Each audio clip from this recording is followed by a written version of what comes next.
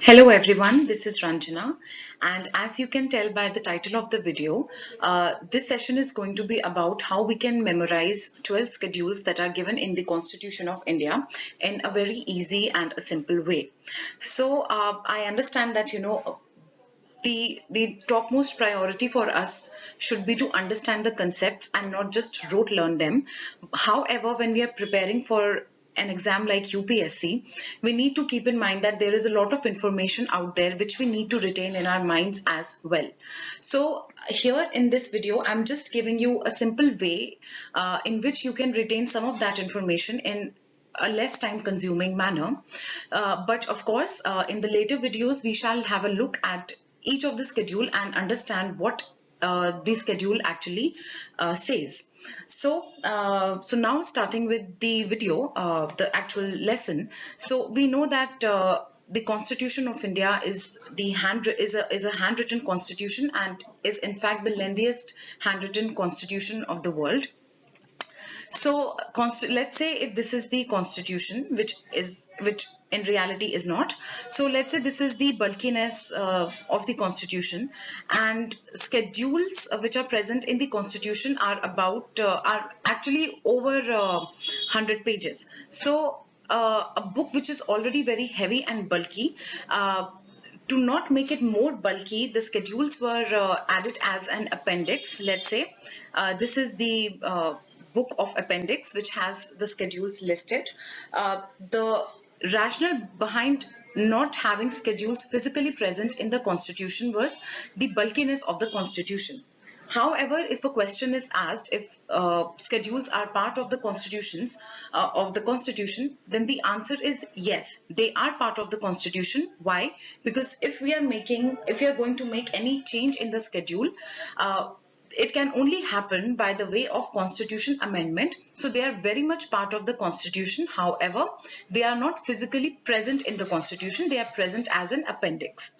So originally, when the Constitution of India had come into its full effect, there were 8 schedules, but now we have 12 schedules, and these schedules had been added by Constitution Amendment Acts, which is why we can say that schedules are part of the Constitution. So now there are 12 constitution. For some, there are 12 schedules in the constitution. For some students or learners, it might be very easy for them to remember the schedules from 1 to 12. But if you are struggling with remembering schedules in the sequence, then this video might be of help to you. So let's have a look at a very I'm skimming through these schedules which are mentioned in the constitution, so that we get an idea that it's kind of difficult to retain them and rote learn them as is. So the first schedule talks about names of the states and their territorial jurisdiction, name of the union territories and their extent. Second schedule talks about provisions relating to the emoluments, allowances, privileges, and so on of. So there are 9 offices in this list which I have not shown here.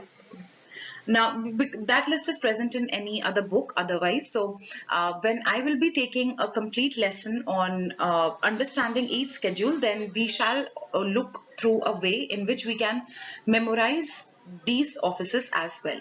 So third schedule talks about forms of oaths and or affirmations for. Again, there is a list.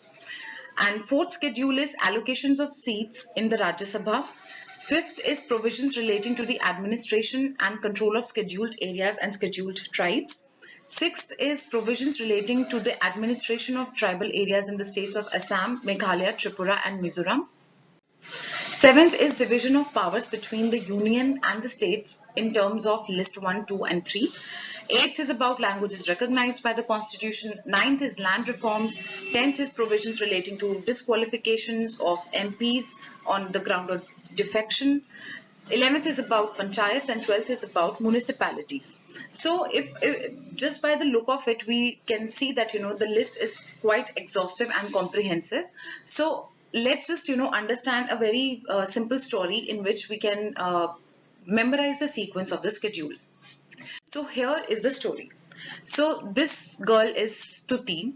Just imagine, and don't go by the grammar rule followed in this story.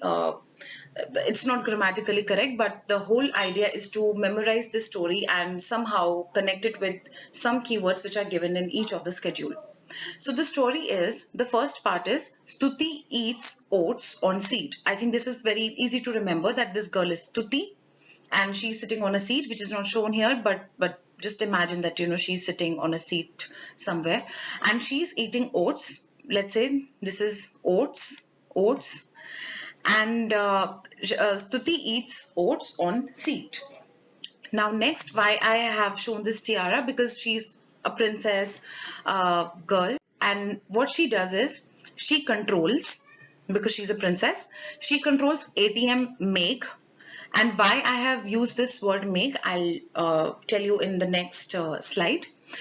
She controls ATM make and divides power between people who speak different languages so that there is no land defecation in villages and urban areas. So the point here is that, you know, Stuti eats oats on her seat. She controls ATM make and divides power between people who speak different languages so that there is no land defecation in villages and urban areas. So let's just understand that, you know, there is a girl who's sitting on a seat and eating oats. Now, this part is fairly easy to understand, but the rest of the part is she controls ATM make, because, you know, she's a princess. Just imagine her to be a princess. She controls ATM make, and then she divides power between people. So these are some people. Who are these people? These people speak different languages so that there is no land defecation in villages and urban areas. So now let's just understand each of these phrases and how we can connect these phrases to each of the schedule. So here, Stuti. So Stuti has S, it has UT. So we can, it's fairly easy to connect it with states and union territories. So the first schedule talks about states and union territories. So that's fairly easy to connect. Next is eats, E for eats and E for emoluments. So emoluments are privileges, salary, fees given to a specific office. So eats is for emoluments, oats is for oats. That's sort of easy to connect, oats and oats.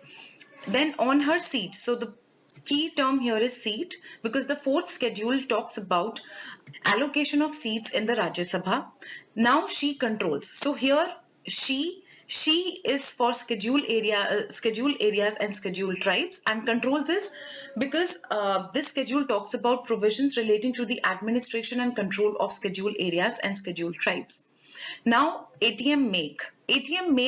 This provision, this schedule is about provisions relating to the administration of tribal areas in the states of Assam, Meghalaya, Tripura and Mizoram. So A for Assam, T for Tripura, M for Mizoram and make for Meghalaya.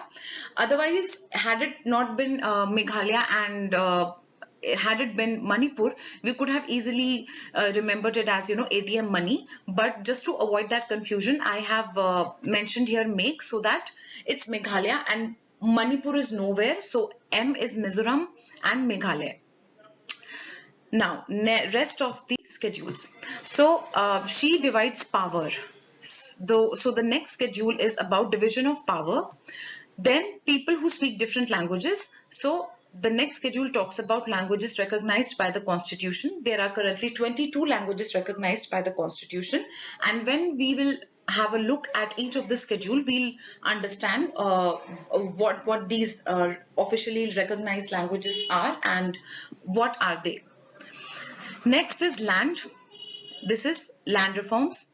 Now here is, we have written that, you know, so that no land defecation happens. So you have to take the word defecation here to remember the word defection. So this schedule 10 talks about defection. So to remember it, we have defecation, defection. These two are entirely different terms, but just for the purpose of memorizing it, I have used this word. And then so that no defecation happens in villages and urban areas. So in villages we have panchayats. So this 11th schedule talks about panchayats. And last is urban areas. So in urban areas we have municipalities. So this schedule talks about municipalities. So let's just revise what we have understood so far. So Stuti, first schedule, states and union territories, eats, emoluments, oaths and affirmations. On her seat, allocation of seats in Rajya Sabha. And then we have, she controls provisions relating to administration of scheduled areas and scheduled tribes. And then it's about ATM make, which is about provisions relating to the administration of tribal areas in the states of Assam, Meghalaya, Tripura, and Mizoram. And then she divides power. The next schedule, seventh schedule, is about division of power. And then between people who speak different languages. So the eighth schedule is languages recognized by the Constitution. Next is land reforms. Defecation happens, defection. In villages, panchayats, urban areas, municipalities. So this was the story that I had used to memorize the sequence of the schedules. Of course, this does not in any way give an understanding of the schedules themselves. So just for us to remember the sequence of the schedules, we can use this story, but to be able to understand the complete picture, I shall be uploading more videos, and also I shall be uploading videos on how we can remember the offices mentioned in second schedule and third schedule. Also, there will be a trick on how we can remember languages which are mentioned in the eighth schedule. So I shall be uploading those videos sometime very soon. And this video is it, and it was about how we can memorize the sequence. So thanks for watching in, and if you liked it, please write it in the comment section, and you can give any suggestion or feedback that you want to. So that's it for now. Thank you very much.